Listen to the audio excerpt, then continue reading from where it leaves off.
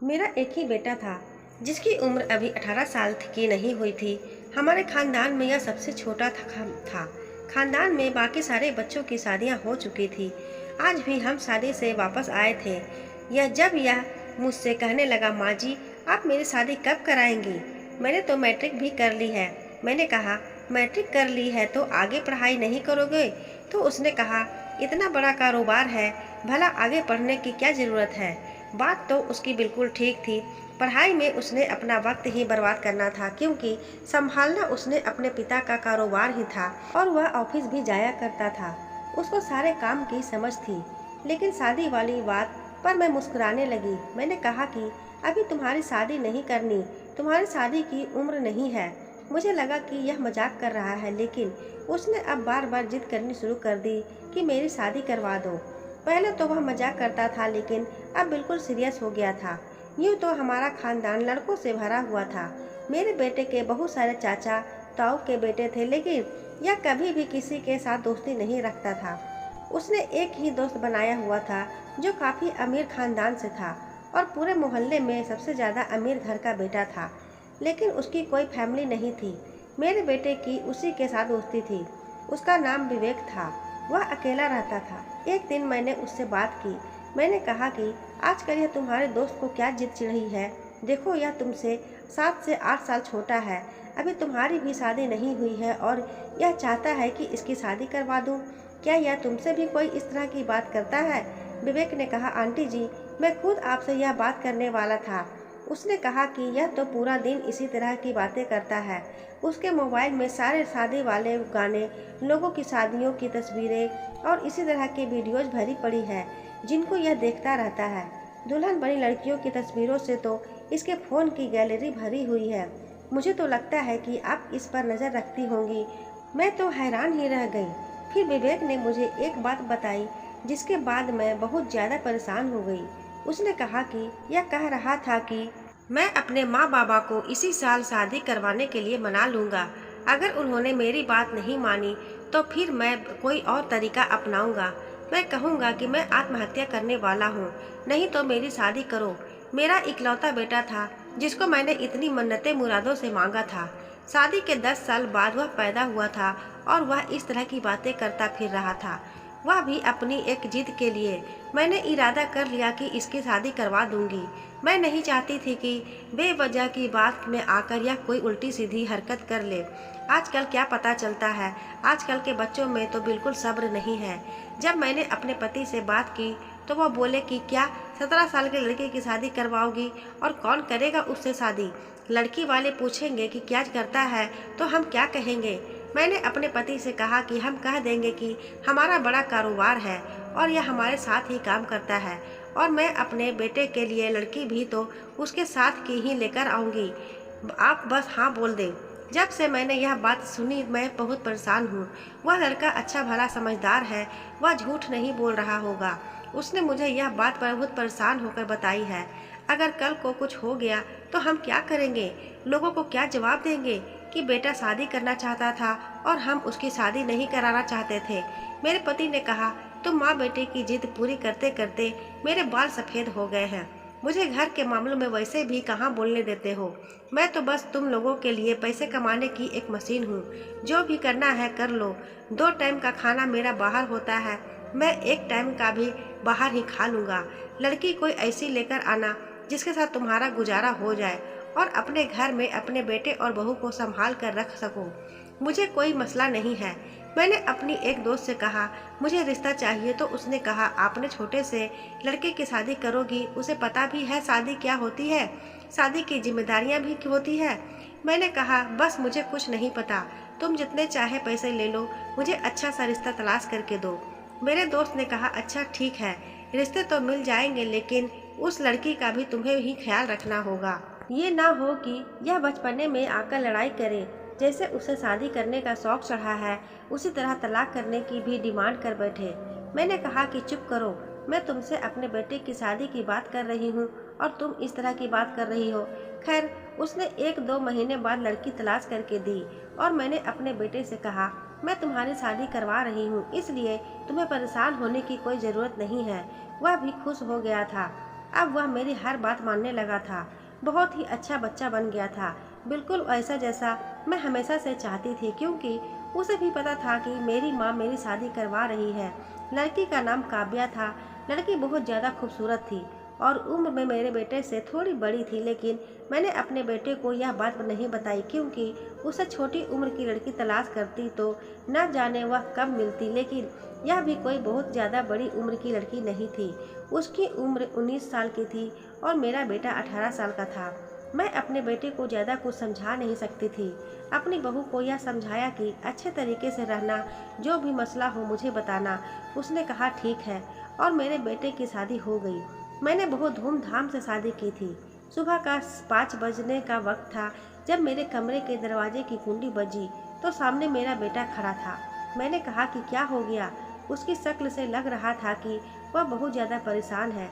उसने कहा, माँ जी, काव्या की तबीयत बहुत ज़्यादा खराब हो गई है। मैंने कहा, थक गई होगी, उसका सर दुख रहा होगा, उससे कहो कि बैठे मैं चाय भिजवाती हूँ।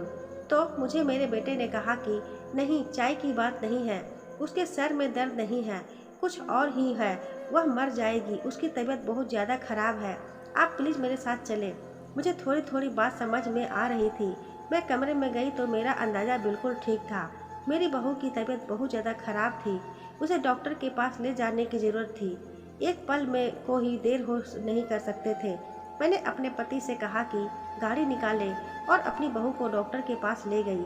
डॉक्टर ने उसे चेक किया और कहा कि अभी इसकी हालत ठीक है। मैं लेडी डॉक्टर के सामने बैठी थी। मेरा बेटा बाहर था। लेडी डॉक्टर ने कहा कि आजकल के मर्दों को तो कोई हाल ही नहीं है। तुमने अपने बेटे को कुछ समझाया नहीं था? मैंने कहा, डॉक्टर साहिबा, मैं जितना समझा सकती थी समझाया था, लेकिन इससे ज़्यादा समझाने की उसको अकल ही नहीं थी। उसने कहा कि क्या मतलब है? मैंने कहा कि जो लड़का अभी इधर आया था वह मेरा बेटा है। डॉक्टर हैरान रह गई। उसने कहा कि मुझे लगा कि वह आपका छोटा बेटा है। आपने इतने से बच्चे की शादी कर दी, तो फिर यह सब तो कुछ होना ही था। मैंने कहा कि मैं बहुत मजबूर थी। डॉक्टर ने कहा, ऐसी भी क्या मजबूरी होती है? आप लोगों को शौक होता है छोटी ही उम्र में बहू लेकर आने का। शायद अभी मुझे बाकी औरतों की तरह समझ रही है। मैंने कहा कि नहीं, ऐसी कोई बात नहीं है। मेरे दिमाग में तो मेरे बेटे की शादी ही नहीं करनी थी, लेकिन उसने आत्महत्या की धमकी दी थी, इसलिए मैंने उसकी शादी करवा दी। डॉक्टर ने कहा कि लड़के ऐसे ही धमकी देते हैं, ऐसे अपनी जान कोई भी नहीं ले देता है। मैं आपकी हालत समझ सकती हूँ। आप एक माँ है और आपका इकलौता बेटा है, तो आप परेशान हो गई होगी और आपके बेटे ने इसी परेशानी का फ़ायदा उठा लिया। लेकिन अब जो हो गया सो हो गया। अब अपनी बहू का बहुत ज़्यादा ख्याल रखिएगा। मैंने कहा, ठीक है, मैं ख्याल रखूँगी। डॉक्टर ने दवाई लिखकर दे दी और उसने कहा कि दोबारा आने की ज़रूरत नहीं होगी। बहू को देखा कि उसकी तबीयत कैसी है। वह कुछ बोल ही नहीं रही थी, शायद शर्मा रही थी, इसलिए मैंने ज़्यादा सवाल नहीं किए। मैंने अपने पति से कहा, आप अपने बेटों को समझाया करें, आप उसे ज़्यादा अच्छे तरीके से समझा सकते हैं। मेरे पति ने बस एक यही बंदी आदत थी कि वह घर के मामलों में बिल्कुल भी नहीं बोलते थे। उसने कहा कि अब यह दिन आ गए हैं कि बेटे से अब इस तरह की बातें करूं। तुमने ही उसकी शादी की है, तुम ही यह मामला संभालो। मैंने पहले ही कहा था कि कोई भी मसला होगा तो मैं जिम्मेदार नहीं होऊंगा। मैंने अपने पति को समझाया, लेकिन उन्होंने मेरी एक भी बात नहीं मानी। मैंने सोचा क्यों ना अपने बेटे को मैं खुद ही समझाऊं, वह मेरी बात जरूर मानेगा। एक हफ्ता गुजर गया जब एक दिन बहुत ही सुबह सुबह मेरा बेटा और बहू दोनों घर से बाहर निकल रहे थे। बहू, इतनी सुबह कहाँ जा रही हो? वह खामोश हो गई। मैंने अपने बहू से सवाल किया था, जबकि जवाब मेरे बेटे ने दिया। उसने कहा, माँ, सुबह की वॉक करने जा रहे हैं, जो सेहत के लिए अच्छी होती है। मैंने कहा कि तुम कौन सा अभी बूढ़े हो गए हो, इस उम्र में तो जितना भी खा लो कोई मोटा भी नहीं होता। बेटे ने कहा, अभी से आदत डालेंगे तभी आगे जाकर कर पाएंगे। मैंने कहा, ठीक है, लेकिन वॉक से तो 1 या आधा घंटे बाद वापस आ जाते हैं। यह लोग दोपहर को वापस आए थे। मैंने अपनी बहू से कहा, बहुत देर लगा दी, तो वह बोली, माँ जी, भीड़ बहुत ज़्यादा थी। जबकि मेरे बेटे ने उसे अजीब सी नज़रों से देखा तो वह खामोश हो गई। मैंने कहा कि कैसी भीड़? मेरे बेटे ने कहा, पार्क में बहुत ज़्यादा भीड़ थी। हम लोग भी वहाँ बैठना चाहते थे, जगह ही नहीं मिल रही थी, तो बस इधर उधर घूम रहे थे। मैं हैरान रह गई कि इतना खूबसूरत तो यहाँ का पार्क है नहीं था जिसमें जाकर इंसान खो ही जाए। लेकिन वह रोज़ वहाँ जाने लगे और मेरी बहू रोज़ अपने हाथ हैंड बैग ले जाती थी। अपनी उसे हैंड बैग की वहाँ क्या ज़रूरत थी। लेकिन मेरी बहू की तबीयत दिन ब दिन खराब रहती थी। वह डरी हुई सी रहती थी। समझ नहीं आ रहा था कि क्या हो रहा है। मैंने तो उससे कहा था कि कोई मसला हो तो सबसे पहले मुझे बताना, लेकिन वह मुझे कुछ बता ही नहीं रही थी। कभी कभी उनके कमरे में से लड़ाई झगड़ा होने की आवाज़ भी आती थी। वह तब भी मुझे कुछ भी नहीं बताती थी। मैंने उससे कहा, सब कुछ ठीक तो है? तो वह बोली, हाँ सब कुछ ठीक है। आपका बेटा मेरा बहुत अच्छी तरह से ख्याल रखता है। मेरा बेटा भी परेशान सा दिखता था। एक दिन विवेक घर पर आए हुए थे। मैंने उनसे पूछा कि क्या मेरे बेटे ने तुमसे कोई बात की है? मैंने कहा, पिछली बार की तरह ही इस बार भी उसने विवेक को कुछ बताया होगा, लेकिन इस दफ़ा बात उस बात से बहुत अलग थी। उसने कहा, नहीं ऐसा तो कुछ भी नहीं है। जब से उसकी शादी हुई है उसने मेरे से इस बारे में कोई बात नहीं की है। शायद आपका बेटा बड़ा हो गया है। उसको इस बात की समझ आ गई है कि शादी होने के बाद पत्नी की बातें दोस्तों से नहीं करते। मैंने कहा, यह तो तुमने बिल्कुल ठीक कहा, लेकिन पता नहीं उन दोनों की हरकतें कुछ अजीब सी है। एक दिन मेरी तबीयत खराब थी तो मैं डॉक्टर के पास चली गई, उसी डॉक्टर के पास जिसके पास मैं अपनी बहू को लेकर गई थी। मैंने अपना चेकअप करवाया। मुझे थोड़ी बहुत दिक्कत थी। मुझे हड्डियों में दर्द था जो कि इस उम्र में अब हर वक्त रहता था। लेकिन मुझे डॉक्टर ने एक बात बताई। उसने कहा, मैंने आपके से कहा था आप अपनी बहू का ख्याल रखिएगा, लेकिन लगता है कि आपने मेरी बात को तवज्जो नहीं दी। मैंने कहा कि मैंने तो बहुत ज़्यादा ख्याल रखा है और उसके बाद से वह बीमार भी नहीं हुई है। वह रोज़ मेरे पास आती है और उसकी उसी दिन वाली हालत होती है। मैं हैरान रह गई क्योंकि मुझे तो कोई ऐसी बात मालूम ही नहीं थी। मैंने कहा, मुझसे तो वह यह कहकर जाते थे कि हम वॉक पर जा रहे हैं। डॉक्टर ने कहा, वॉक? अगर यही हालात रहे तो वह अपने बिस्तर से उठने के काबिल भी नहीं रहेगी। मैंने कहा कि वह आपके साथ क्या बात करती है? उसने कहा कि कोई बात नहीं करती, इतनी ज़्यादा डरी हुई होती है, बस चुपचाप बैठ जाती है और मैं उसका इलाज कर देती हूँ। पर उसने यह जरूर कहा कि मेरी यह बात किसी को ना बताए। अगर आप आए तो आपको भी ना बताऊँ। मुझे पता है कि वह उम्र में कम है, आप समझदार हैं, इसलिए मैं आपको बता रही हूँ। मैंने अपना सर पकड़ लिया। बेटे की शादी क्या की, मैंने तो मुसीबत मोल ले ली। यह दोनों पति पत्नी मिलकर न जाने कौन सी बात छुपा रहे थे। उनको किसी भी बात का पता नहीं था। अकल के कच्चे थे और न जाने किस तरह की हरकत में पड़े हुए थे।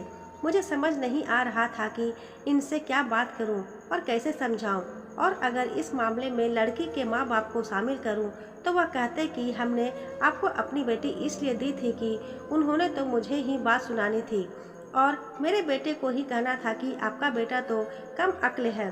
कम अक्ल तो वह था, तभी तो इस तरह की हरकतें कर रहा था।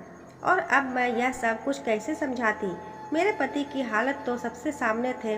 वह तो किसी के मामले में बोलता ही नहीं था। एक दिन मेरा बेटा घर पर नहीं था। मेरी बहू कमरे में बैठी थी। मैंने कहा कि तबीयत खराब है। उसने कहा कि नहीं, बस आराम कर रही थी। मैंने उसे सब कुछ बता दिया।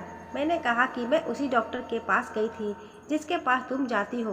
काव्या, तुम छोटी बच्ची हो, तुम्हें झूठ बोलना भी नहीं आता।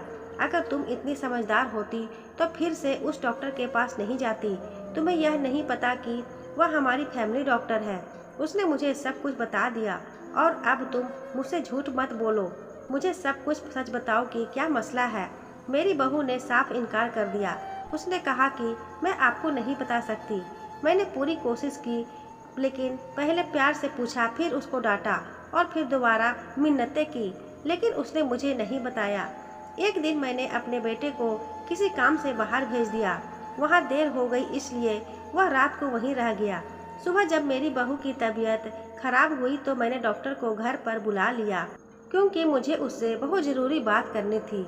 और उसने मेरी बात को समझा और मेरा साथ देने का वादा किया और जो भी उसको ज़रूरी काम था उसने कर लिया। उसने कहा कि मुझे सैंपल लेने थे, वह मैंने ले लिए हैं। अब हमें कुछ टेस्ट करवाने होंगे, इसके बाद पता चलेगा कि असल कहानी क्या है। और जब रिपोर्ट सामने आई तो मेरे कदमों तले जमीन निकल गई। रिपोर्ट के मुताबिक मेरी बहू की ज़िंदगी में जो व्यक्ति था वह मेरा बेटा था ही नहीं। इसका मतलब कि उसके साथ जो कुछ भी हो रहा था वह मेरे बेटे की वजह से नहीं हो रहा था। यह लड़की क्या क्या रही थी? यदि मेरे बेटे की वजह से यह सब नहीं हो रहा था तो फिर वो इसका साथ क्यों दे रहा था? वह क्यों उसके साथ मुझसे झूठ बोलता था और उसको डॉक्टर के पास भी लेकर जाता था? मैंने अपने बेटे को भी सब कुछ बता दिया। मैंने उसको कसम दी। उसने मेरे सामने बच्चों की तरह रोना शुरू कर दिया। उसने कहा, माँ जी, मुझे यह शादी नहीं करनी थी। यह शादी तो वाकई बहुत बड़ी मुसीबत है। मैंने कहा कि हुआ क्या है, मुझे बताओ। उसने कहा, मुझे शादी करने का शौक़ ज़रूर था, लेकिन यह सब भी कुछ विवेक ने करवाया है। उसने आपसे झूठ बोला था कि ऐसी कोई बात नहीं थी। उसने कहा था कि अगर तुम्हारे माँ बाप को शादी के लिए मना लूँ तो तुम्हें मेरी एक बात माननी होगी। उसने ना जाने आपसे क्या बात कही, आप शादी के लिए मान गई। और फिर मैंने उससे वादा किया था कि उसकी बात ज़रूर मानूंगा, लेकिन उसकी बात बहुत ज़्यादा अजीब थी। उसने साथ वाला घर किराए पर लिया था, जिसकी खिड़की से रात को हमारे कमरे में आ जाता है और मुझे उस कमरे से बाहर निकाल देता है। यह सब कुछ वही कर रहा था। मैं तो जैसे पत्थर की बन गई थी। मुझे ऐसा लग रहा था कि मेरा सारा वजूद बर्फ बन गया है और मेरे हाथ पैर वहाँ पर काँप रहे थे। मेरे मासूम से बेटे को उस लड़के ने बेवकूफ़ बना लिया और मेरी बहू को भी। जाहिर है कि उसके आगे पीछे कोई भी नहीं था और उस अकेले लड़के को बेटी किसने देनी थी? उसने अपनी बुरी नीयत को सर अंजाम देने के लिए मेरे बेटे और मेरी बहू का इस्तेमाल किया, जबकि मैं उसे अपना बेटा समझती थी। मैंने यह बात अपने पति को बताई और उससे कहा कि अब तो कुछ कर लो, तुम्हारे घर की इज्जत नीलाम हो गई है। मेरे पति को गुस्सा आ गया और उसने बड़े ही आराम से विवेक को पकड़ लिया है और उसके बाद पुलिस को सब कुछ सच सच बता दिया और उस पर केस भी करवा दिया। मेरे बेटे और बहू की बेवकूफ़ी थी, यह हम लोगों की समझ से बाहर था, लेकिन नुकसान तो बहुत ज़्यादा हो गया था। काव्या को समझाया कि यह बात अपने घर वालों को ना बताए और अपने बेटे को भी समझाया कि अपनी पत्नी का ख्याल रखे और दिमाग से यह सारी बातें निकाल दें। यह वक्त हम पर बहुत मुसीबत था। विवेक को हमने ज़्यादा से ज़्यादा सज़ा दिलवाने की कोशिश की, लेकिन हम इतना कामयाब नहीं हो सके। पर एक बुरे इंसान की बुरी नीयत से वाकिफ जरूर हो गए। काव्या को अब बहू के कहने का दिल नहीं करता। अब तो वह बेटी हो गई है। वक्त के साथ साथ सब कुछ ठीक होने लगा।